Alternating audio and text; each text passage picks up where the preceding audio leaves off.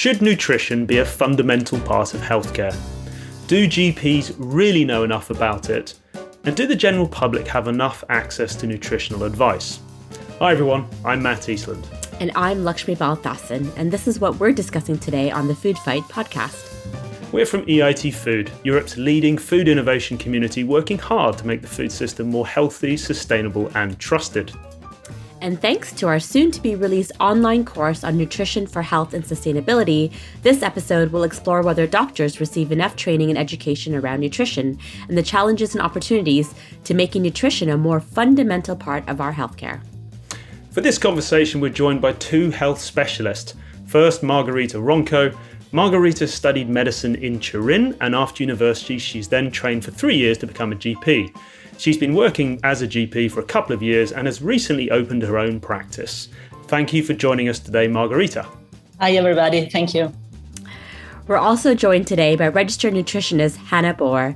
With 7 years of experience, Hannah has worked in food manufacturing, driving nutritional improvements in ready meals for retailers such as Marks & Spencer's and Iceland in the UK. And more recently, Hannah has worked in the catering sector where she's led healthy eating initiatives in the workplace. Thanks for joining us today, Hannah. Thank you for having me. Brilliant. Thanks both.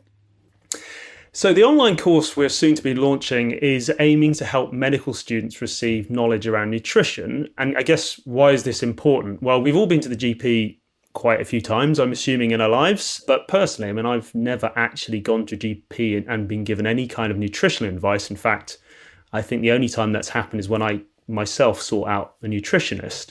So I guess when we've got such an obesity epidemic across the world and we have issues with things like diabetes, why is nutrition advice not provided when we go to visit our GP? And surely we're kind of missing a trick here. So that would be something worth unpacking, I think, now. But before we get into the topic of today, Hannah, maybe you could explain to us all and our listeners, how did you get into nutrition? What is it about this space that really interests you? I think from a very basic level, I have always been really interested in food. I was lucky to grow up in a household where my mum and dad were brilliant cooks. I was always in the kitchen with them. They encouraged it, me and my siblings. So there was always a factor of it there. And then as I went through the stages of school, biology was one of my favourite subjects and sort of the interaction of the environment with how your body works. And then it just sort of was a merge of the two things, really. And then when I was looking at options for university, nutrition was an area of interest. So I sort of went down it that way, really. Amazing. And now that you're in this space, can you give us a kind of a brief overview of, what does it involve to be a nutritionist? What's an average day look like for you? It's honestly... does that not exist? Yeah, no, it honestly totally different. And you can ask every nutritionist and they will give you something different based on what sector they're in. So when I was in manufacturing, a normal day for me would be spent very much in kitchens with development chefs. They would be creating recipes for retailers, products, and then I'd be analysing the recipes, and much to their disgust, I'd be telling them to take the salt and the fat and reduce this, remove that. But lots of benchmarking against products and some really stringent guidelines that we have to follow.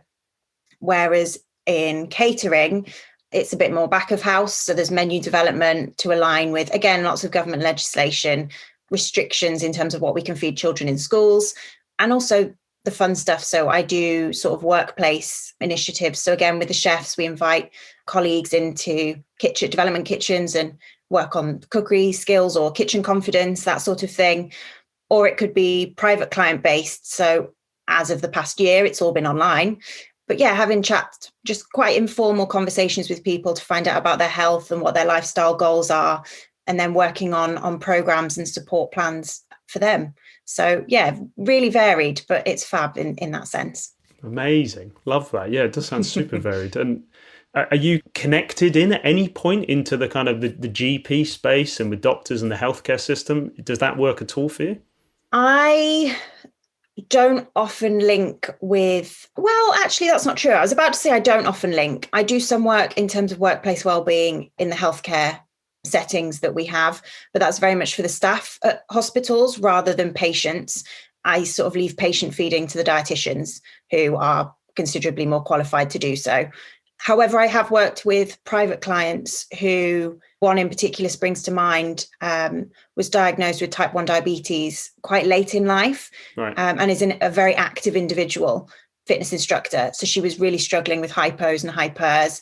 And I don't ever prescribe medicine or anything like that. I take all of those cues from the dietitian or the consultant that she was seeing. So I know exactly what medication she's on. But in terms of how that then translates into lifestyle, so she needs to eat as well as medicate.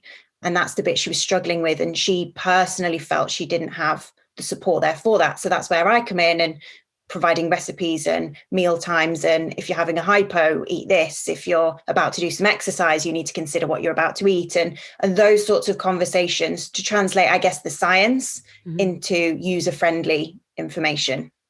So I guess there's crossover in that sense. And this client that you're seeing now, were they referred to you from sort of the healthcare system, or just no? So I guess in similar fitness circles, she became aware of me and the work that I was able to do.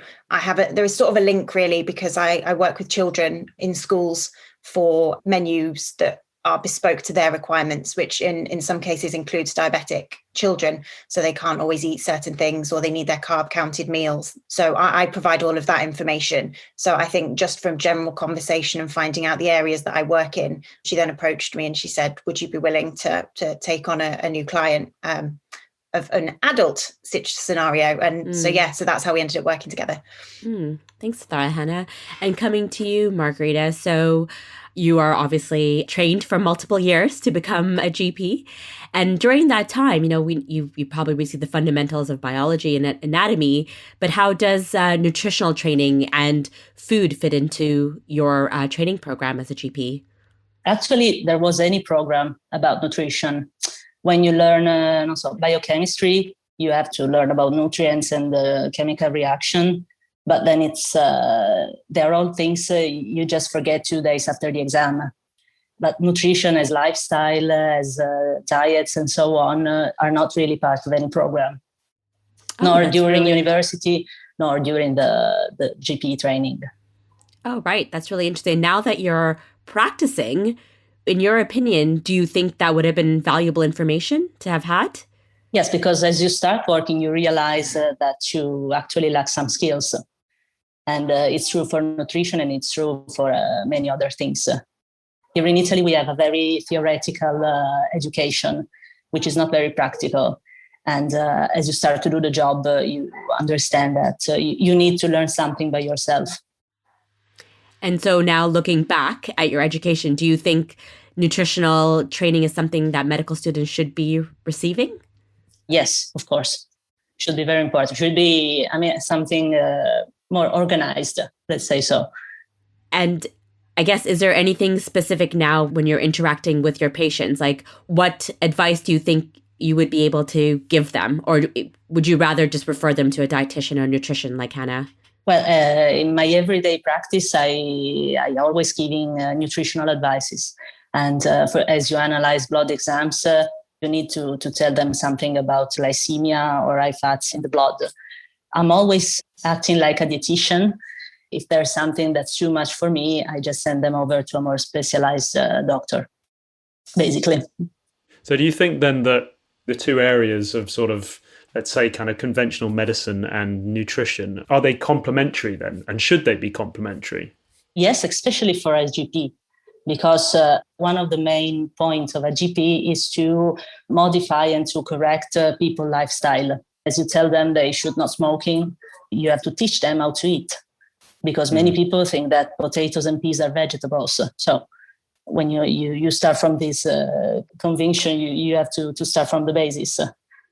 Yeah, I got it. So do you think then, this is an open question to both of you, should this nutrition advice, should it be delivered mainly by GPs, mainly by nutritionists, or a kind of a happy marriage of the two together?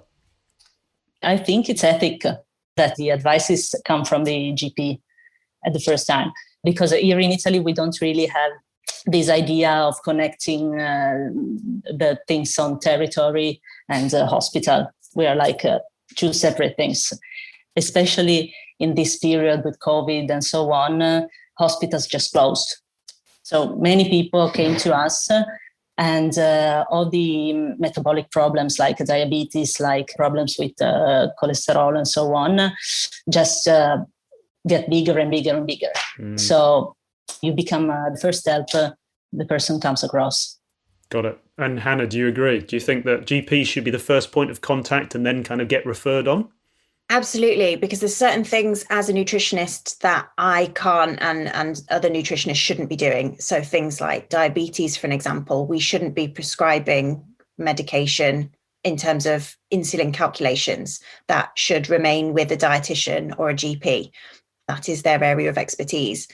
However, after that part has been done and the GP has offered what they feel is suitable, there should, in my opinion, be an option for further support for a referral to, in most instances, there are a lot of nutritionists who are qualified enough to be able to work with patients. I guess the issue comes because nutritionist isn't a regulated title. So whereas a dietitian is, you know the credentials of that individual, nutritionist, not so much. But I guess in a healthcare setting, there would be controls in place to make sure you're referred to somebody legitimate with the correct education. But yeah, I absolutely think there should be a mix of the two, especially in the UK where we can see the strain that the NHS is under. There are a lot of us who are here and ready and willing and want to be able to help, but there doesn't seem at the moment to be that connection with the outside world. It's quite insular. So if you already work in the NHS, that you may get a referral. But I know one of the hospitals that I work with, or the company I work with, I think it's about a 400-bed hospital, and they only have 3 dietitians for the whole site.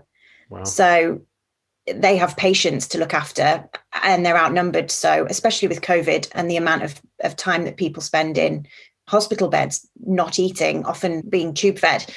So for the dietitians to then step away from that and then speak to people who maybe do have other health conditions, but they're not deemed as life-threatening, there isn't the resource there to support it. So I think it would be brilliant if there could be a link between more of us.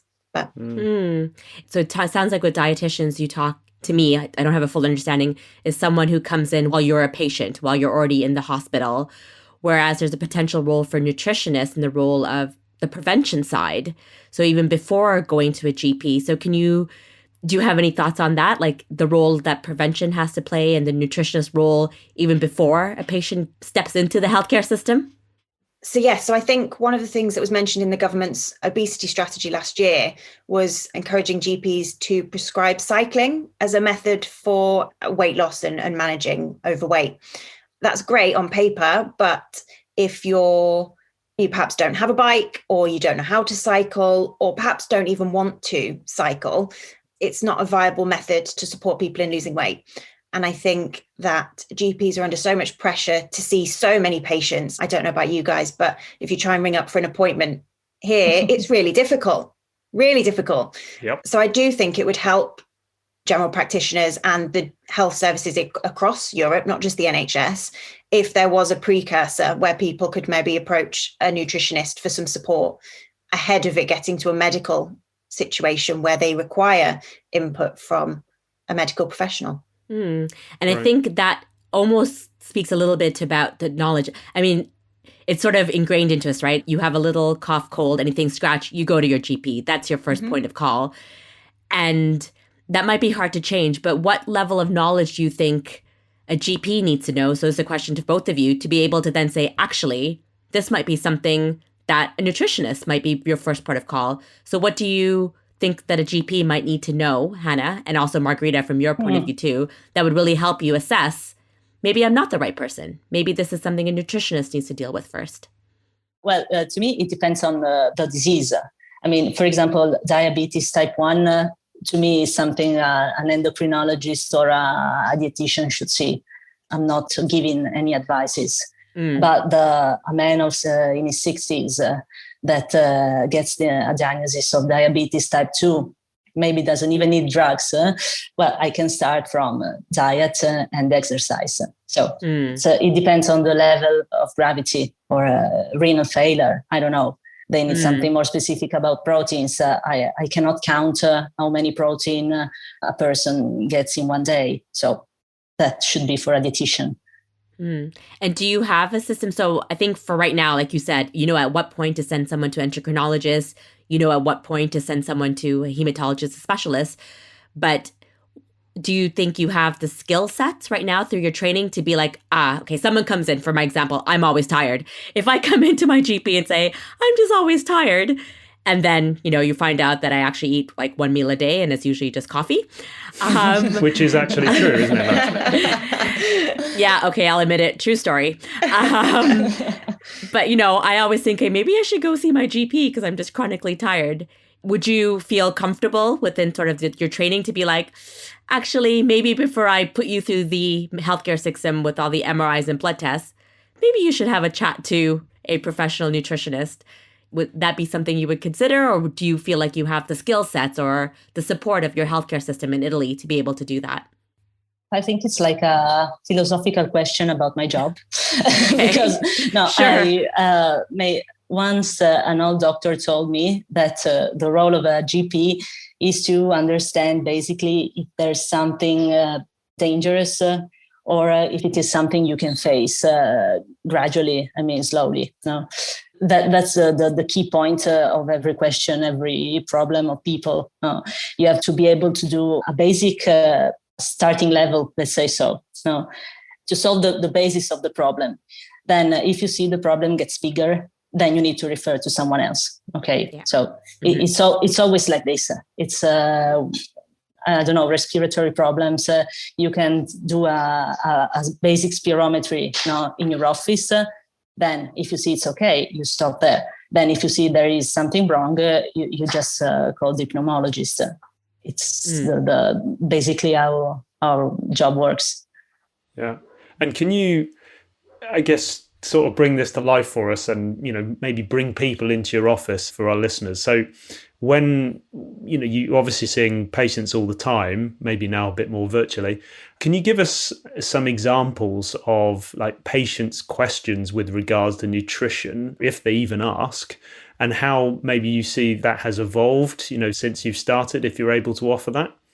They don't ask anything, actually. They don't ask any questions. No. That's interesting. No. And do you think, is that because they're not aware enough themselves, or because they might feel like embarrassed that they don't want to be talking about these sorts of things with a GP? What's your sense? I think it's both of them.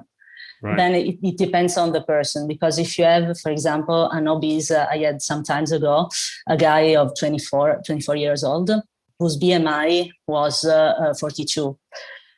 And that sounds high. And he had just one kidney. He came to me because he had a urinary infection and he was worried about the kidney.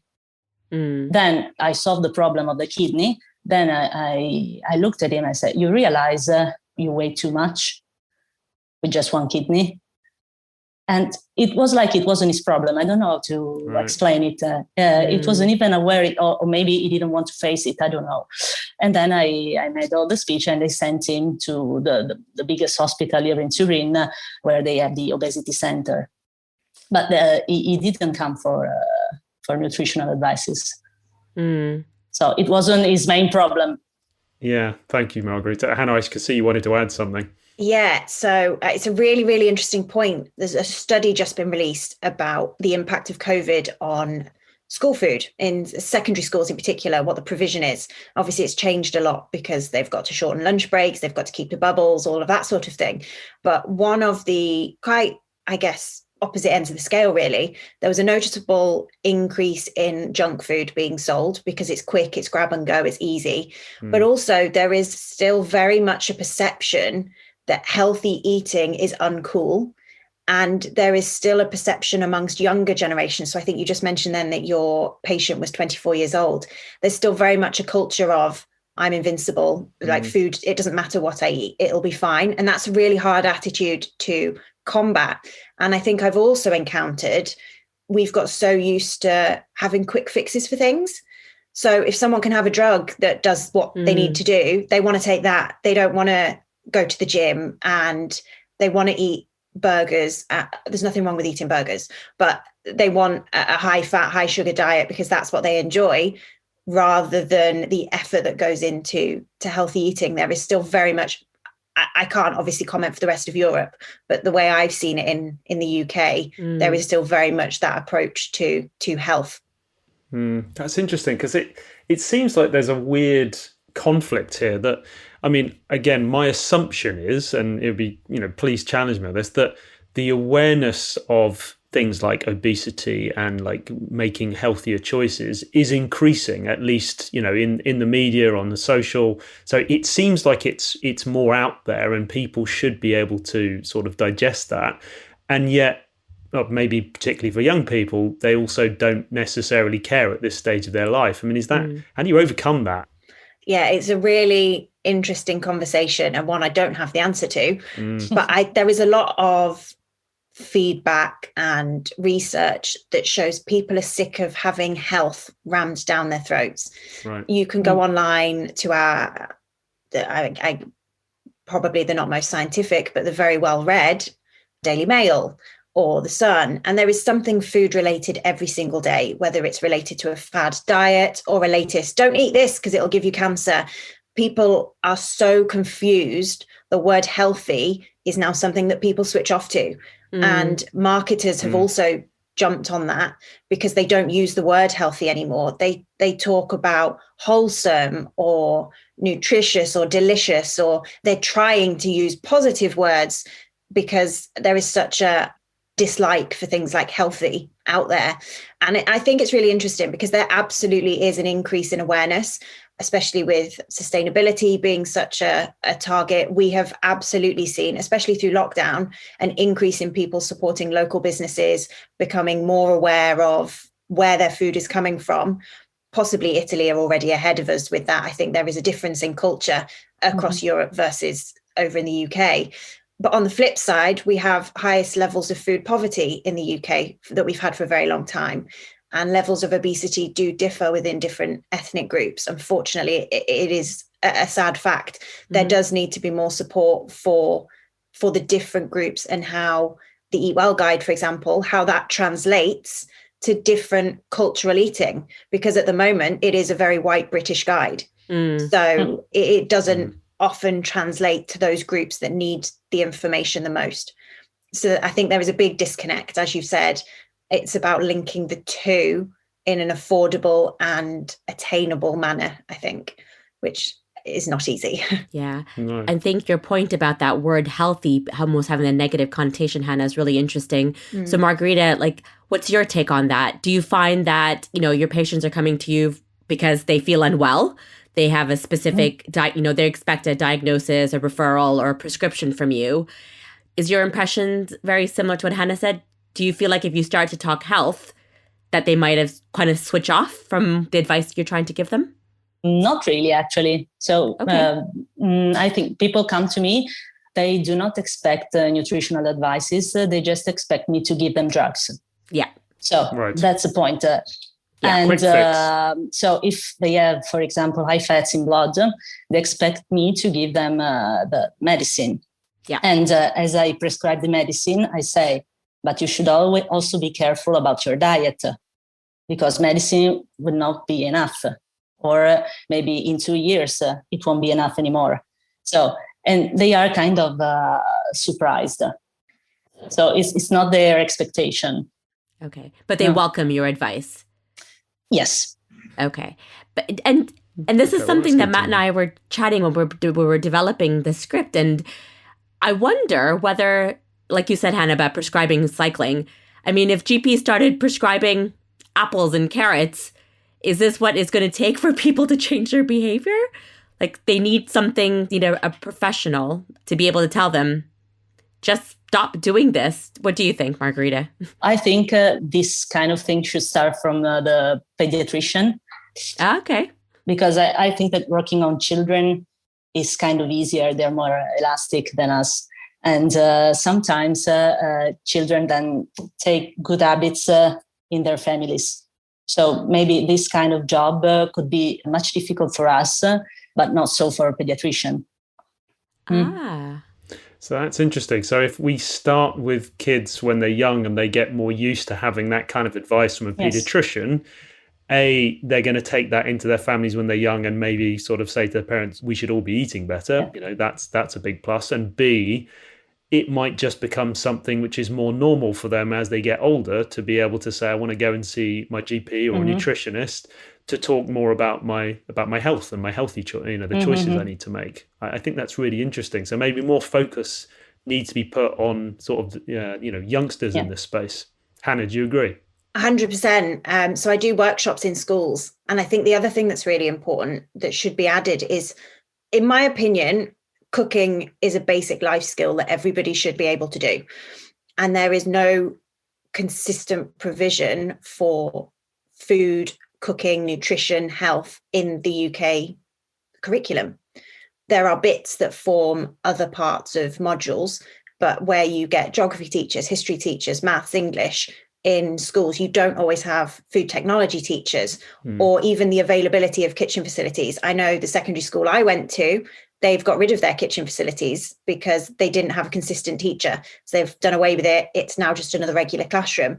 And I think if you're teaching people about health, which is absolutely important and should be there, I 100% agree, but you also need to give them the tools to then be able to implement that knowledge. So I consistently come across children, and my favorite question to ask them is, so what's your favorite food to cook? Who cooks at home? And I will always get pizza. So I play devil's advocate, and I'm like, oh, brilliant. So you make the dough, and they're like, no, I just take it out of the freezer and I put it in the oven. And it's soul destroying because I'm absolutely not blaming the parents, but it is a generational thing where if you're in a household that just eats ready meals and takeaways, or from freezer to plate, that's creating the habits that you're going to take through into adulthood as well. Yeah. So if there is some sort of a system in schools to educate on food groups, health, how that translates into the kitchen then, and inspiring, like kids love the hands-on stuff. I go into a classroom with a bucket full of all sorts of food and they are straight in there, no questions asked. They want to be involved. So I think they, like you say, they're like sponges as kids, and they take information in and they go home and try stuff. And also kids give into peer pressure really easily. So if they see their friends trying things and doing things, they're more likely to do it. Because and I've had conversations with parents who've gone, oh my God, how did you get him to eat that? Like, I can't get him to eat that at home. I said, well, I haven't. I've just left the kids to it. I gave the instructions, given them the tools, and then they go fire away with it. So it absolutely does work. We just could do with a wider implementation of it. I mean, it'd be interesting to hear, do they have that in the curriculum in Italy, or is it something that we're behind on? No, in Italy, there's anything about that, but we have this culture of food. Mm-hmm.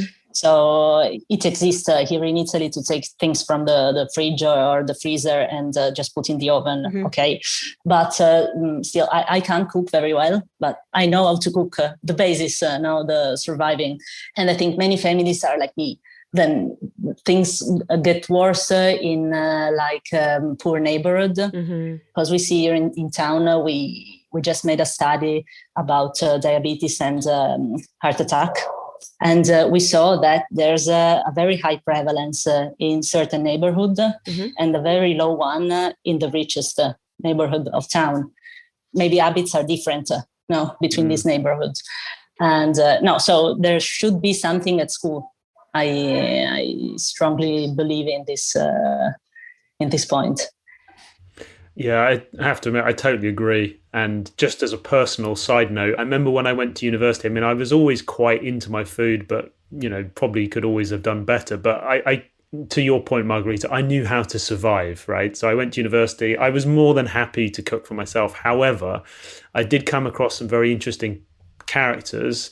One of my friends, who I will remain nameless, but she actually watched me cooking one day and she asked me, how do you do that? And I was making cheese on toast, right? And she didn't know how to make cheese on toast. And she spent about 4 months of her first year of university eating baby food and rusks. Rusks are like baby biscuits, because she didn't know how to eat. And, so and she's actually from a, let's say quite a well-to-do home. And, so definitely there is an issue here with, sort of lower income communities. But I think it is probably more prevalent as well, because I've seen it myself. But anyway, a side note, sorry to my friend on this. She'll love me name checking. But I find that that education piece, you said just starting from a really young age, quite interesting. And I'm thinking about it in terms of like the holistic healthcare, right?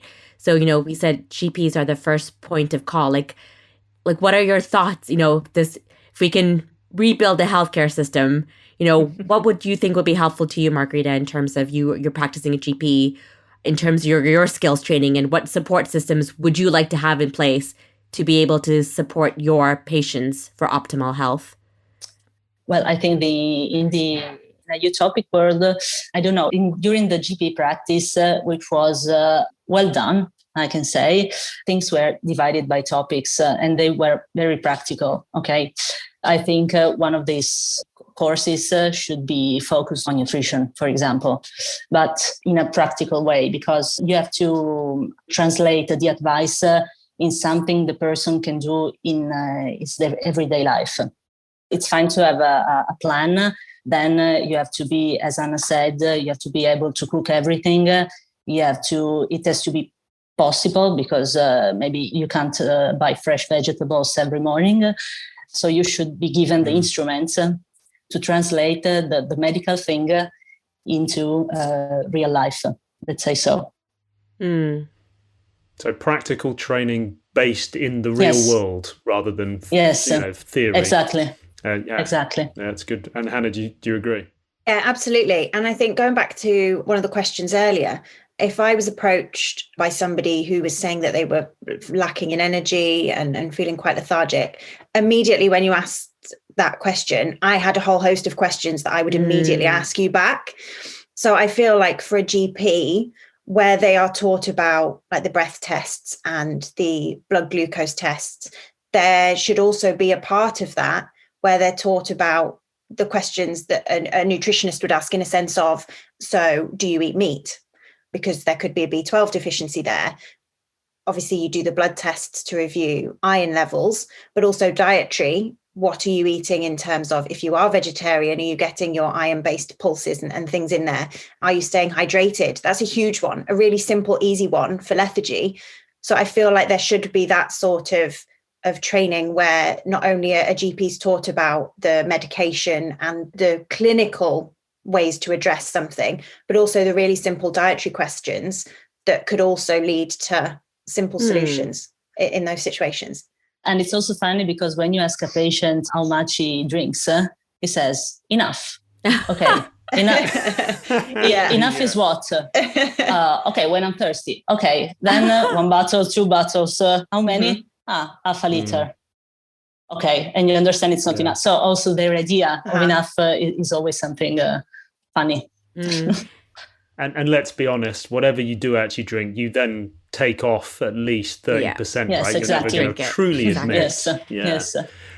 But it's really interesting. So because I wonder, do you have conversations like this together as nutritionists and GPs? So for example, do you ever have moments in your life where you can talk to a GP and say, it would be really great if when somebody comes in and says, I'm feeling really tired, if you asked like these set questions or something like that, do you have those conversations?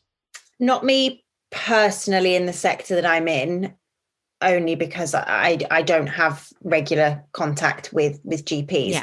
And I think that's probably one of the things that started the conversation in the UK about the additional training that GPs should be given to arm them with the correct tools. I'm sure somewhere along the line that was, well, I guess it was budget cuts and things as well, wasn't it? It was, we can't afford to keep prescribing all of this medication. Are there other things that could be done to improve people's health before they have to be given medication, or requiring hospital appointments and the MRI scans and the stuff that goes further? So it probably formed part of that conversation, but I don't know for sure, because it's not something that I've been involved with. That's quite interesting. So do you think, well, there's two things here. One of the podcasts we did earlier on alternative protein nutrition, we had a nutritionist and a medical student on there. There's an interesting opinion came out. Actually, GPs are trained to do one specific thing and nutritionists, dietitians are trained to do another thing. So should doctors be the ones who are giving out nutrition advice, or should nutritionists and GP working side by side to look at the patient holistically? What are your thoughts on that, Hannah? I would like to see working side by side, but then I also think a GP needs to have that information to then be able to point their patients in the right direction, because there will be situations where nutritional intervention doesn't work.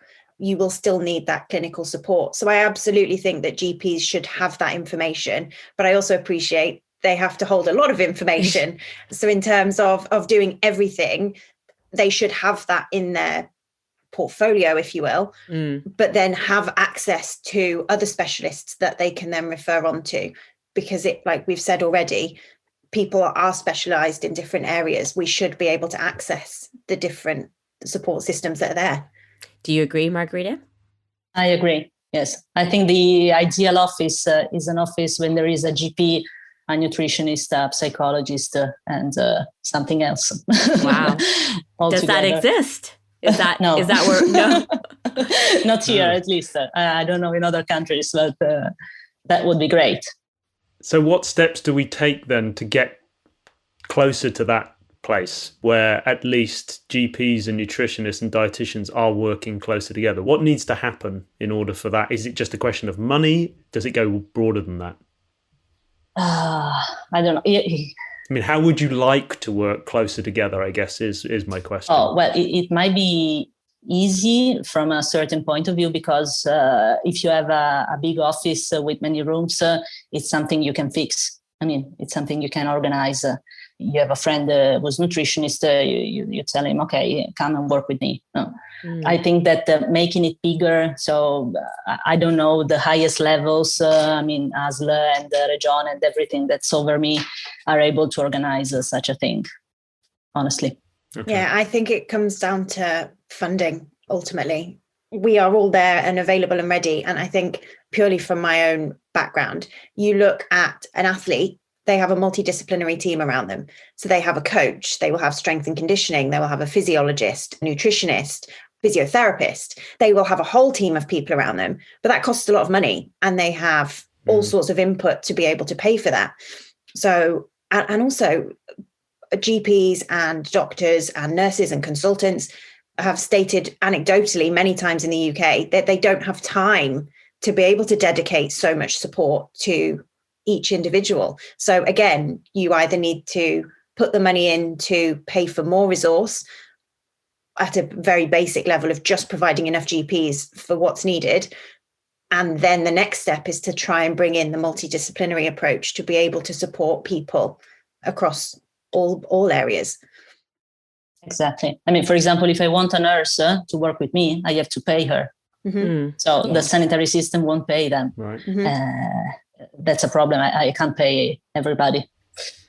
So it's a question of more money and people trying to build maybe their own health team around them somehow, rather than always reaching out.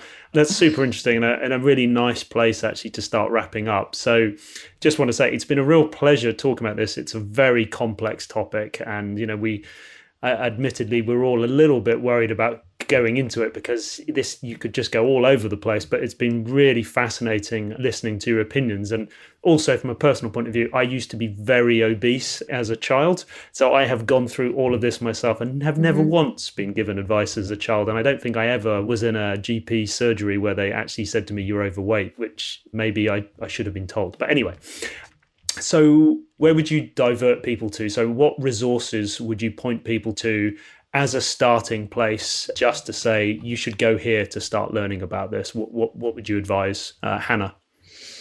There are some brilliant NHS resources available, which I know it sounds like a cop-out answer, but there is a ton of information that is all provided by medical specialists on the NHS website. And a brilliant resource for as a family is the Change for Life resources. They do all sorts that are packed with recipes and really user-friendly, budget-friendly suggestions on how to get fit, how to maybe lose a bit of weight if you need to, and ideas for getting the whole family into the kitchen, starting from basics right the way up to some more advanced work. So yeah, absolutely in those two directions. And please I can't stress this enough, get your information from professionals. There is a lot of misinformation on social media. Please go to those who are qualified and registered in their area of expertise. Brilliant advice. Yeah, that's something definitely we were discussing too when we were planning for this. Lots of misinformation in the nutrition space. And what about you, Margherita? What advice would you have for up and coming GPs in terms of being able to support their patients from a nutritional point of view? The first advice would be to study. And no, the second one, there's a very well done website that I usually use, and it has different nutritional, plans according to the pathology, according to who you are. So a mother expecting a child or an older adult.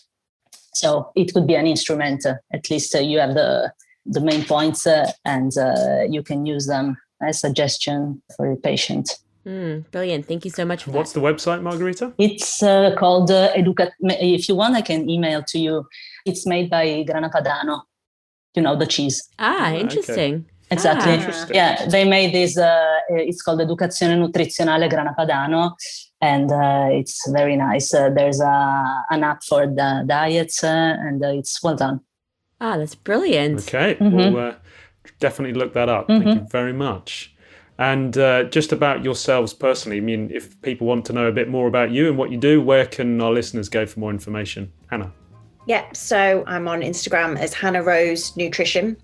So feel free to come and find me on there. Wonderful. What about you, Margherita? I'm kind of prehistoric on these things. I don't even have Facebook, so just send me an email. Okay. We'll try to.